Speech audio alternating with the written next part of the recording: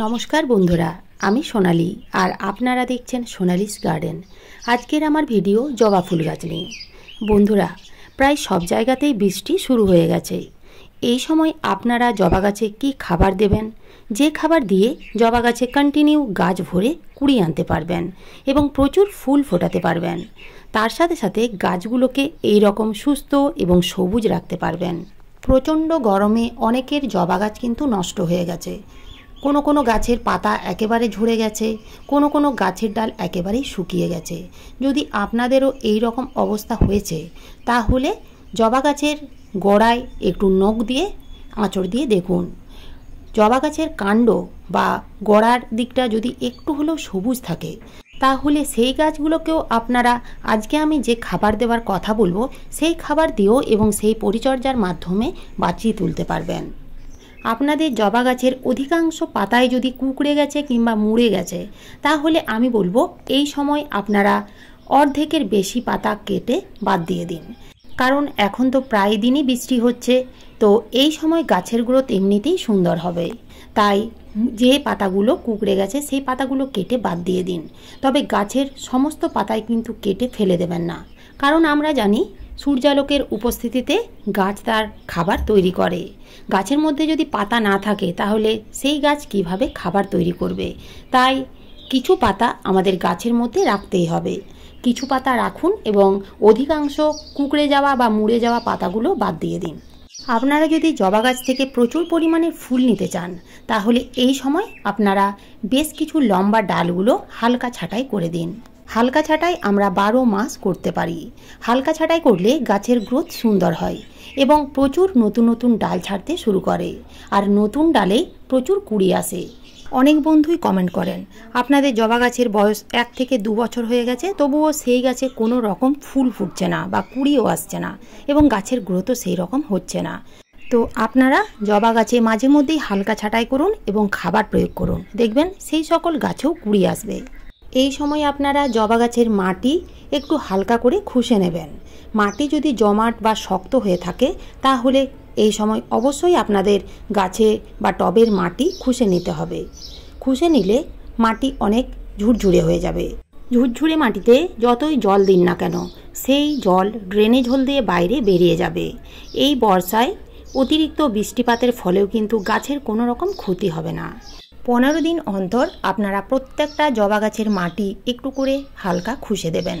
এতে মাটির ভেতরে খুব ভালোভাবে আলো বাতাস চলাচল করতে পারবে, যার ফলে গাছের শিকড় সুন্দর থাকবে। গাছের শিকড় যদি সুন্দর থাকে, তাহলে সেই গাছের গ্রোথ সুন্দর হবে, সেই গাছে ভালো রকমের ফুলও পাওয়া যাবে। এছাড়াও আপনাদের আরেকটা যে কাজ করতে হবে, তা হলো টবের ড্রেনেজ সিস্টেম ঠিক আছে কিনা সেদিকে আপনাদের লক্ষ্য রাখতে হবে। অনেক সময় দেখবেন বিভিন্ন কারণে টবের ড্রেনেজ হোল বন্ধ হয়ে যায়, তো সেই ড্রেনেজ হোল যাতে বন্ধ না হয়ে যায় তার ব্যবস্থা আপনাদের করতে হবে। বন্ধুরা, সেই জন্য আমি গাছ প্রতিস্থাপন করার সময় এবং রিপোর্টিং করার সময় একটা কথা বারবার বলি, টবের ড্রেনেজ সিস্টেম ঠিকভাবে তৈরি করতে। টবের ড্রেনেজ সিস্টেম যদি ঠিকমতো তৈরি না হয়, তাহলে গাছের মাটিতে আপনারা যতটুকুই জল দিন না কেন, টবের মাটিতে যদি সেই জল জমতে থাকে, তাহলে গাছের রুট একেবারেই নষ্ট হয়ে যাবে। গাছের রুট নষ্ট হয়ে গেলে সেই গাছকে কিন্তু বাঁচানো অসম্ভব হয়ে যাবে। গাছে ফাঙ্গাস লাগতে শুরু করবে এবং অবশেষে সেই গাছ মারা যাবে। তাই অবশ্যই আপনারা টবের ড্রেনেজ সিস্টেম ঠিকভাবে তৈরি করে নেবেন।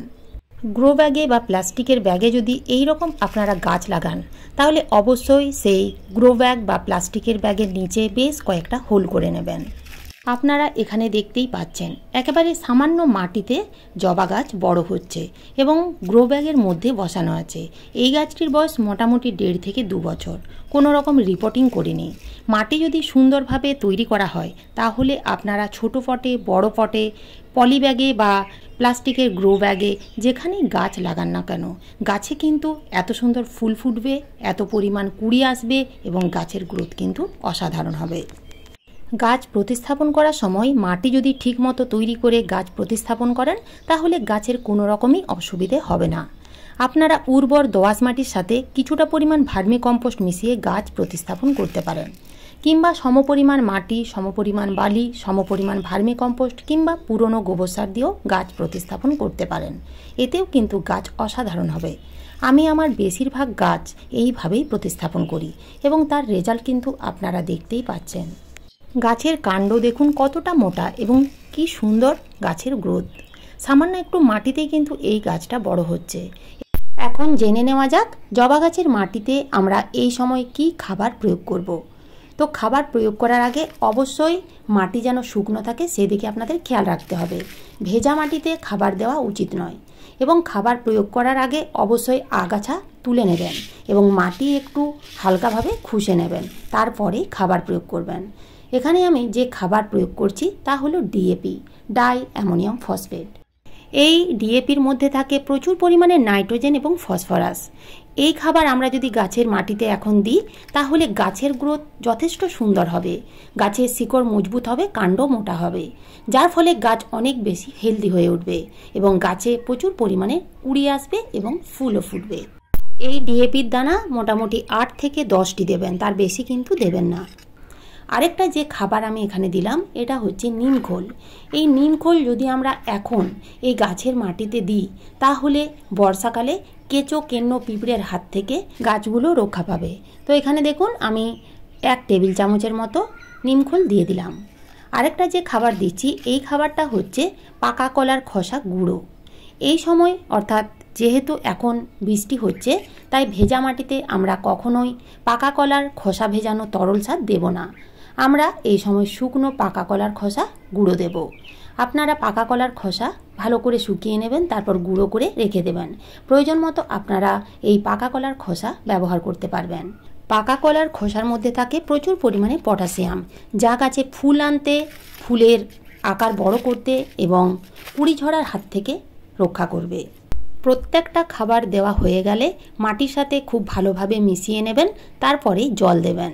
অতিরিক্ত জল দেওয়ার কোনো প্রয়োজন নেই, যতটুকু প্রয়োজন ততটুকুই জল দেবেন। এই খাবার আপনারা 15 দিন অন্তর অর্থাৎ মাসে 2 বার ব্যবহার করবেন।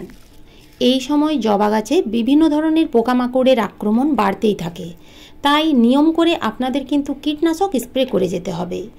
আপনারা বাজার চলতি কোনো জৈব বা রাসায়নিক কীটনাশক স্প্রে করতে পারেন, কিংবা বাড়িতেই আপনারা ফিটকিরি এবং হলুদ দিয়ে কীটনাশক তৈরি করেও গাছে স্প্রে করতে পারেন।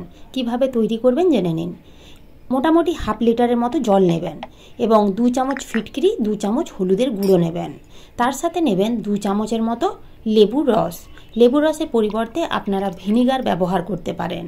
আর নিতে হবে 1/2 চামচের থেকে একটু বেশি শ্যাম্পু। প্রত্যেকটা উপকরণ খুব ভালোভাবে মিশিয়ে নেবেন। মিশিয়ে নেওয়ার পরে খুব ভালোভাবে ছেঁকে নেবেন। তারপরে আরও 50% প্লেন জল মিশিয়ে আপনারা জবা গাছে, যে কোনো গাছেই এই কীটনাশকটি স্প্রে করতে পারেন। আপনারা এই কীটনাশক মোটামুটি 8 থেকে 10 দিন অন্তর স্প্রে করবেন। দেখবেন গাছের সমস্ত রকমের পোকামাকড় দূর হয়ে যাবে। গাছের মাটিতে যেদিন আপনারা খাবার দেবেন সেই দিন কিন্তু কোনো রকম কীটনাশক স্প্রে করবেন না।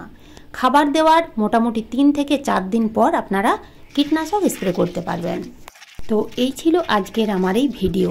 এই রকমই নতুন কিছু ভিডিও পেতে আমার চ্যানেলটিকে সাবস্ক্রাইব করে পাশে থাকবেন। আপনারা সবাই ভালো থাকবেন, সুস্থ থাকবেন। ধন্যবাদ।